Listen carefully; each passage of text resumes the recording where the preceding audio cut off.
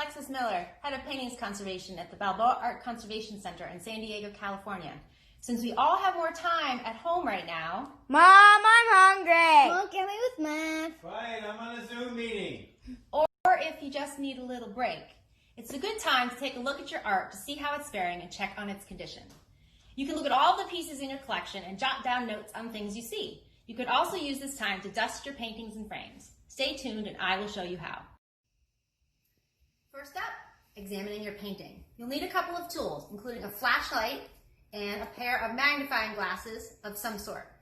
What you want to do is take the light and make it rake across the surface of your artwork, both the frame and the painting. And as you do this, you can see the topography of the surface to see if there's anything that you see out of the ordinary. So when you come in, take notes. Check more closer. Taking notes along the way, you're basically getting a health check on your painting. Now you can examine all of the art in your home. You're basically doing a survey on the health of your collection.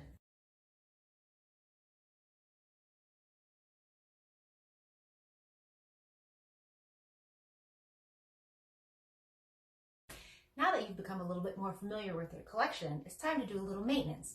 Dusting. The tools that we use for dusting are very soft brushes, like this.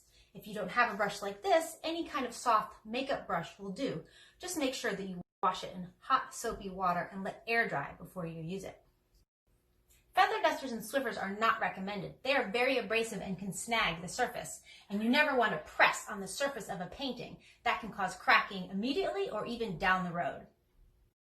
And never try to wet clean your paintings with water or cleaning supplies. Water can damage paint, canvas, and wood, and the caustic materials in these cleaning supplies can cause irreversible damage. Now that I have the right tools, a good soft dusting brush, I'm going to dust this painting and frame. I am going to take a quick look to make sure I didn't miss anything. The painting looks good, but the frame itself has some insecure gesso and gilding, so I'm not going to dust the frame. To note about gilded frames, gilding is very sensitive to both just wiping the surface and to water, so only ever dust your gilded frames. When it comes to dusting the painting, it's always a good idea to use a dusting brush into a vacuum to collect the dust. You start at the top and you gently brush the surface down into the vacuum.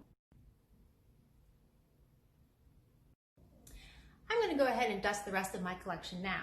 I know that this painting and frame are stable, so I'm going to dust both of them. I'm going to start at the top and dust into my vacuum cleaner very, very gently along the top, making sure to not press too hard on the canvas.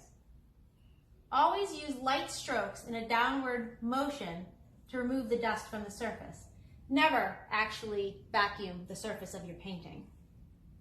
Dust accumulates on these horizontal surfaces. And one of the reasons we want to remove all of this dust is that dust can attract moisture and pests, and that's not really great for our artwork.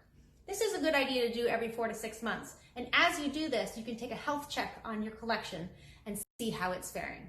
If you ever have a problem or see something that you're not sure about, you can always contact a conservator and we can help.